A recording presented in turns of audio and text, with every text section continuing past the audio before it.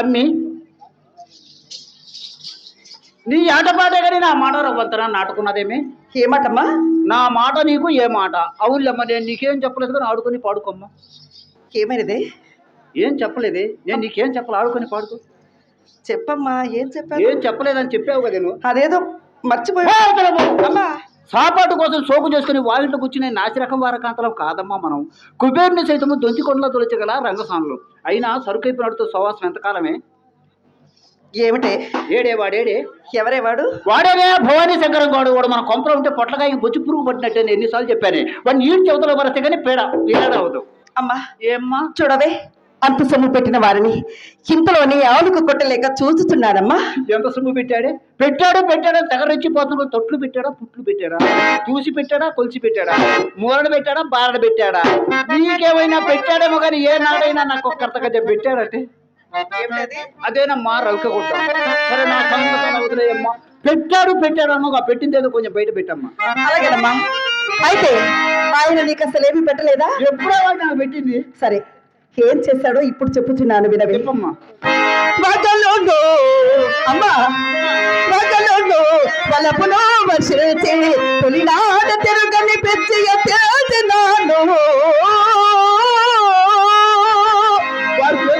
పోయి పిచ్చెక్కిచ్చారని బేరాలు పడుతున్న పిచ్చి అంటే అది కాదమ్మా. మరి ఇంకేమిటి? సొమ్ము తోలదని లాగి తనితే కిక్కురు మన కూడా ఇంటికి వెళ్ళి నాడు జాంకల్లో సొమ్ము తీసుకొని వచ్చి కాళ్ళ కడ దగ్గర కూర్చొని కాళ్ళు అత్తాలి. పిచ్చి అంటే అదే.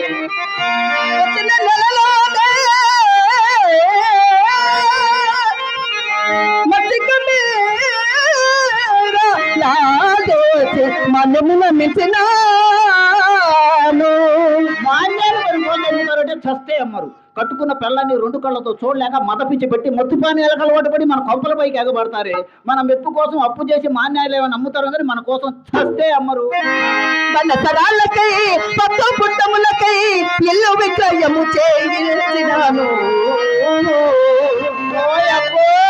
ఏమి లీకరించవే? పైన కప్పుడుదు, కింద బండ పరపూడదు. వర్షం పడితే మొక్క రోజు నీళ్లు తప్పని అంత ఇల్లు బెచ్చములకనే తెలుబాటములకనే తెల్లామునగలు మా పేనాను.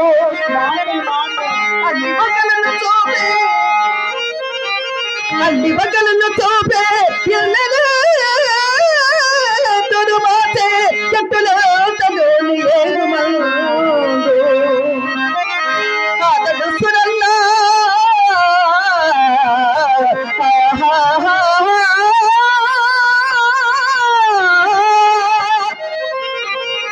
అతడు సురన్నా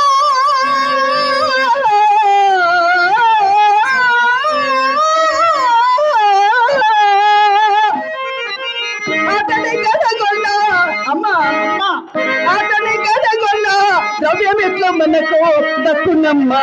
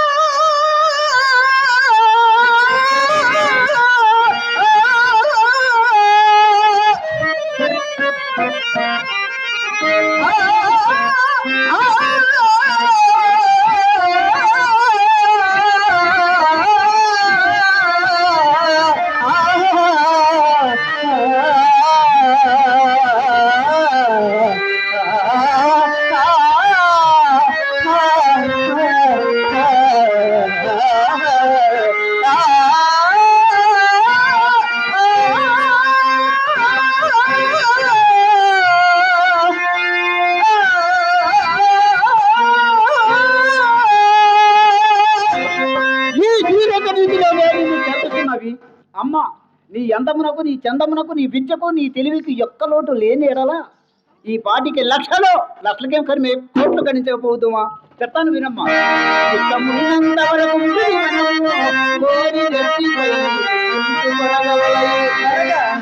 చిత్తముడికిన తోడని బయటకు కొట్టవలయు. అమ్మ ఏ కుక్కే? మన ఇంటి కుక్కలాగా కాదమ్మా, మరి పొరిగింటి గజ్జి కుక్కను కొట్టినట్టు కొట్టాలమ్మా. చాలా ఎవరుకోవే. అయినా నీ కాలంలో ఇలాగ చేసావటే? నా కాలంలోనా? అవును, నీ కాలంలోనే. నా కాలంలో నా చూపు పడ్డవాడు పెళ్ళాలతో కాపురం ఎవడు చేశాడు? పెళ్ళాలు పుట్టింటికి మొగుళ్ళు మన ఇంటికి రామందాడే కాదు. కలెక్టర్ అయినా నా చూపు పడిందంటే సందకాడికల్లా బిళ్ళా బండ్రత్వంతో సహా వచ్చి కీలో నిలబడాల్సిందే. ఏమే నేనంటే నీ కంటికి దిశాయించలేదట్టుంది. చెప్తాను విను. కడులోని అయినను కరగించి క్షణములో ఒకసారి ఒకసారి వందలు వేసుకున్నాను.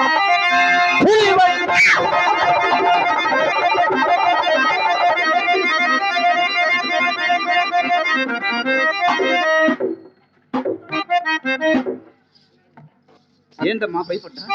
అవునమ్మా, భయపడ్డానమ్మా, చాలా భయపడ్డాను. దేనికి? పులన్నావుగా.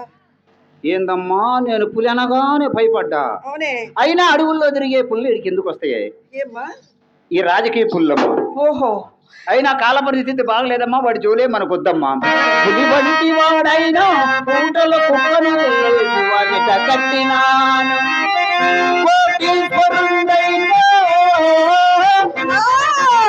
ఎంతటి కోటీశ్వరుండైనా గుమ్మములో కాలిన పకీరులు చేసి విలసినాను. పరమ నైష్ఠికులంటే నిత్యము జపతపములు చేయొచ్చు, మెడలో రుద్రాష్టమాలలు ధరించి వీబుది రేఖలు పూసే వాళ్ళను పరమ నైష్ఠికులు అని అంటాం. అటువంటి వారు మన ఇంటికి రారు కదా. ఓసి పిచ్చిదనం ఇప్పుడు ఆ యావ ఎక్కువకుంది వాళ్ళకేనమ్మా.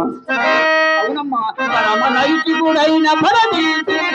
కొద్దిగా విడదీసి చెప్పవే. పరదీసి అదే అదే పడదీసి విడదీసి కొద్దిగా విడదీసి. ఏం చెప్పేదిలమ్మా, నీవు నా కన్న కూతురు అయిపోయావు. నీ ముందు చెప్పుకోవడానికి సిక్కేస్తుంది. సరేలేమ్మా, చెప్పమ్మా, వింటాను. చెప్పమంటావమ్మా? చెప్పమ్మా.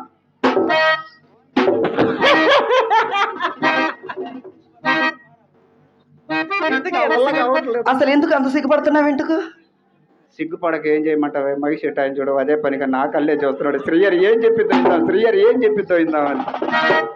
చాలా రోజులు అయిందమ్మా కలిసి, పాత ఖాతా కాదు, అందుకోసం అదే పనిగా చూస్తున్నాడు. నోటను పెట్టి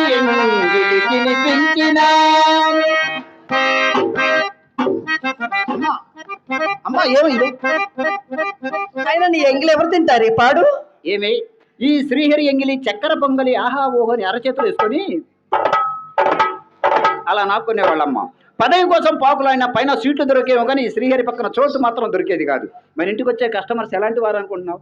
రాజులు, రారాజులు, విటులు, విటాగ్రేశ్వర్లు, కోటేశ్వర్లు, డాక్టర్లు, యాక్టర్లు, డైరెక్టర్లు, ఓనర్లు, కీనర్లు, డ్రైవర్లు.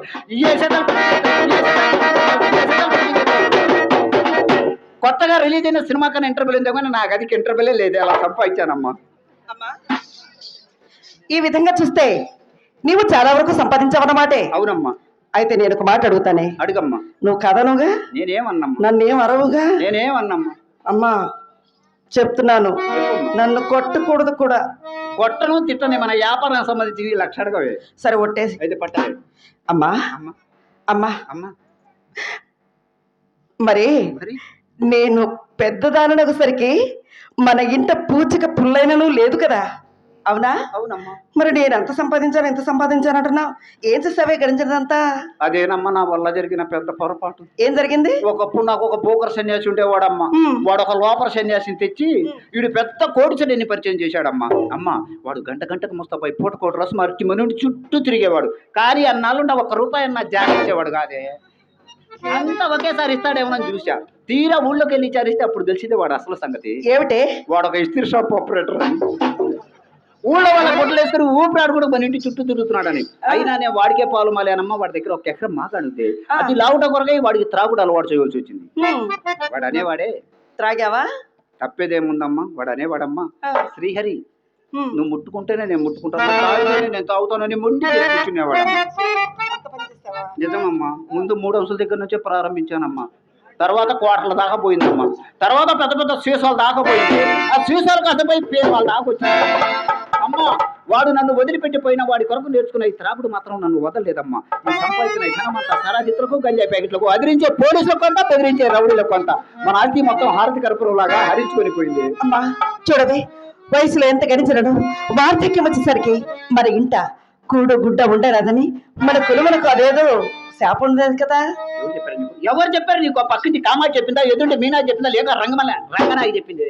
చెప్పే ఉంటారు. ఎందుకంటే మనం బాగు బతుకుతున్నాం. వారం లేకుండా వాళ్ళ కళల్లో నిప్పులు బతుకొని చెప్పే ఉంటారు. అయినా శాపం ఇప్పుడు అమల్లో లేదమ్మా. పూర్వపు విటులు వయసు మలేనా లాంటి వారకాంతను కన్నెత్తన్నా చూసేవాళ్ళు కాదమ్మా అప్పటి వారు. మరి ఎప్పుడు వారే? మరి ఇప్పటి వారు ఉండారమ్మా.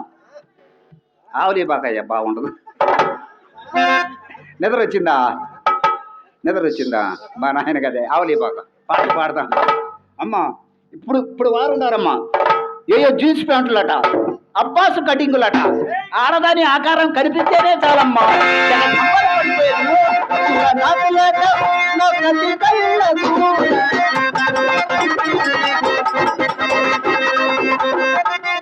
ఏంది అసలు నీ ఆలోచన ఏంటి? అసలు మరి ఏం లేకపోతే నేను చేసే పని ఏంటి, నువ్వు చేసే పని ఏంటి? లేదమ్మా, నీ ఆలోచన ఎక్కడో ఉంది, ఇక్కడ లేదు. నాకు అర్థం అయిపోయింది. కన్న తల్లి అంత మాత్రం నాకు తెలియదటే. ఎక్కడ లేదులేమ్మా. లేదు లేదా? సరే కానీ అమ్మా,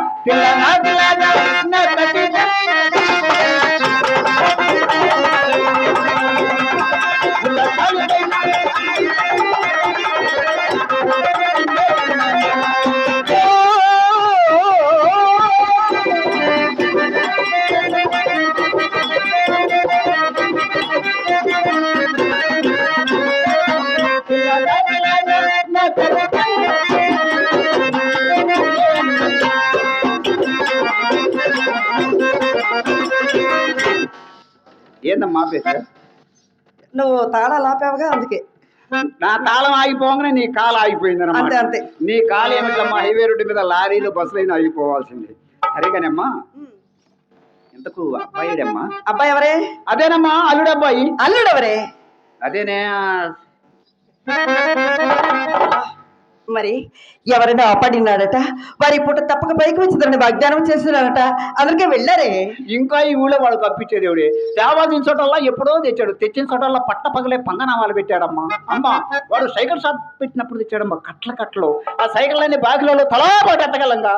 దాని తాలూకు ఒకటి మిగిలింది. ఏమిటది? పాత పంపమ్మ. ఎందుకే పంపు? పంపు ఎందుకంటావేమి? నువ్వు ఎదురైనా నేను ఎదురైనా చిన్న చిత్ర ఎదురైనా గట్టం అప్పడటం ఇదంతా నిన్ను చాటు చూపించి పూటకు మాటలు చెప్పి ఆ పూటకు వాడు పబ్బం కొడు చేసిన పన్నాగం. నువ్వేమైనా పల్లెకి నుంచి ఒళ్ళప్ప చెబుతావు. వాడు వచ్చిన పని చేసుకొని చక్కగా వెళ్ళిపోతాడు.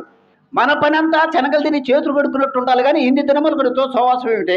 పతారించి సగనంపాలి కానీ నీ వల్ల కాకపోతే నాతోటి చెప్పు. క్షణంలో శంకరగిరి మాన్యాలు పండించకపోతే నా పేరు శ్రీహరే కాదు. నేనే చెప్పదు. ఊరుకోమ్మా. ఏమని చెబుతావమ్మా? ఏం చెప్పాలో అర్థం కాదు. నేను చెప్పినట్టు చెప్పమ్మా. ఏం చెప్పాలి? ఏమండి భవానీ శంకరం గారు, డబ్బులుంటే మా ఇంటికి రండి, లేకపోతే మీ ఇంటికి పోండి. అలాగే చెప్పమ్మా. నువ్వు చెప్పిందే చెప్తానమ్మా. అమ్మా చెప్పమ్మా ఒకసారి.